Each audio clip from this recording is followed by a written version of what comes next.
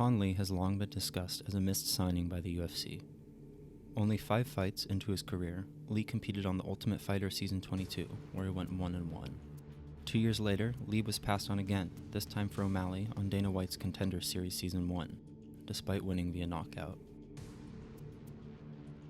After this, Lee went on a 4-1 run in LFA, with his loss to Kevin Aguilar marking his transition to one championship. Lee's run to the one championship title saw him simplify and polish his game. If you watch a recent Lee fight, you'll find him on the back foot in an open stance, circling along the cage, often to his left. Lee's striking is very rear side focused, and he will constantly look to draw his opponent onto his power.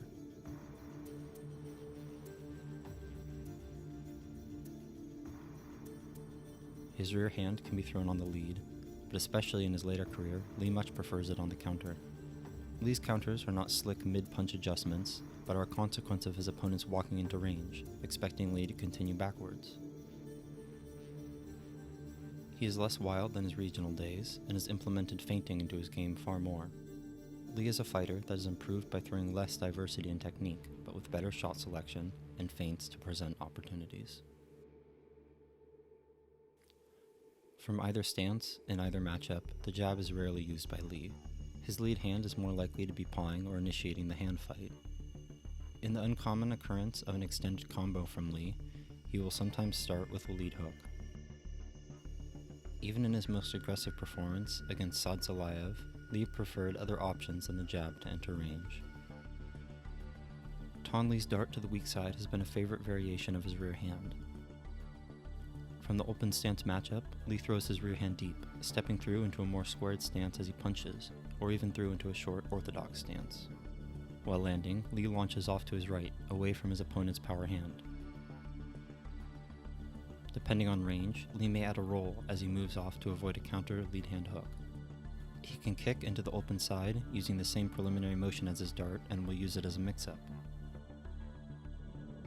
Lee also will throw the kick after his dart is completed, blasting into his opponent's open side as they turn to face him.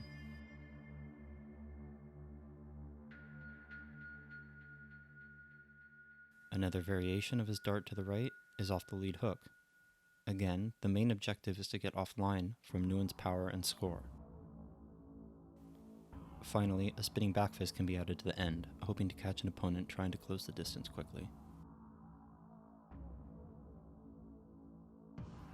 Lee's sole performance against the southpaw in his 4-1 fights was fought by him in the orthodox.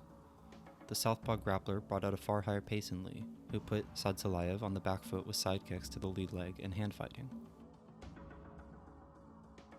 These were both still clearly in service to his rear hand, which he looked to throw straight through Saad Salayev's guard.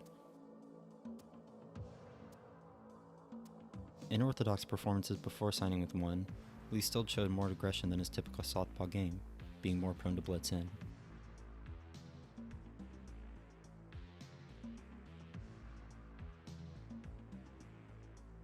These were usually led by a lead hook or with the rear hand. Lee's finish came early in round 2.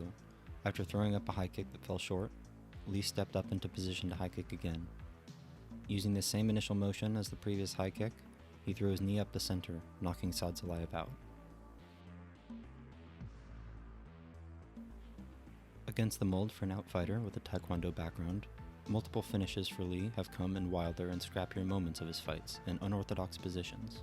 His finish over Kotetsu Boku, in which both fighters found themselves out of position after committing shots, was a wide right hook thrown as he came down from his failed kick.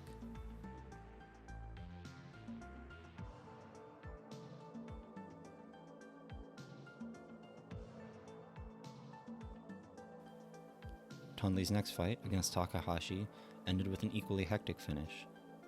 After attempting to throw a caught kick to the side and get inside with a hook, it appears Takahashi is hit by Lee's left hand. Unfortunately, it's not shown in the replay. Either way, Takahashi goes down, and Lee times it right as he stands up. Once again, Lee pours it on, fighting far more aggressive than his default game. The finishing punch is a massive rear straight that Lee chases Takahashi down with, keeping him in position with the lead hand.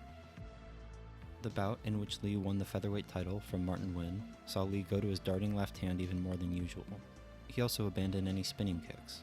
I assume both of these were due to Nguyen being known for his powerful right hand and his stoppage over Edward Foliang, in which he timed Foliang's spin and caught him clean. The sole striking loss for Lee is off him overstepping for a wheel kick against Aguilar, and I'm sure he was keen to not provide a repeat. This fight also saw something we see a surprisingly small amount of against Lee: leg kicks. Nguyen had a decent success rate, even with Lee checking a few. Even when checking, however, Lee has to stop moving to turn his leg out, giving the kicker a moment to close the distance between himself and Lee. Despite his success with them, Nguyen threw only 6 leg kicks. Kicking Lee while he attempts to switch to a closed stance has brought success for those who do it. Opponents such as Takahashi clearly had leg kicking as part of their game, but were finished before we could see their impact later in the fight.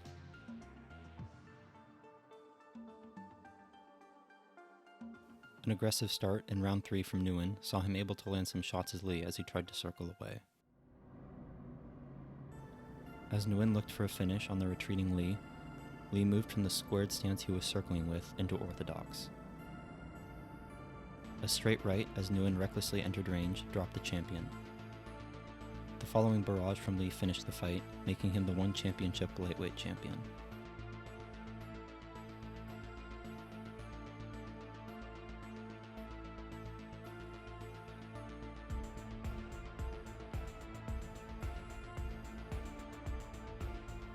Lee fights offer some other interesting combos and highlights, and his habit of early finishes makes them a breeze to watch. I'm going to close out the video with some of them, but it's certainly worth watching through his career.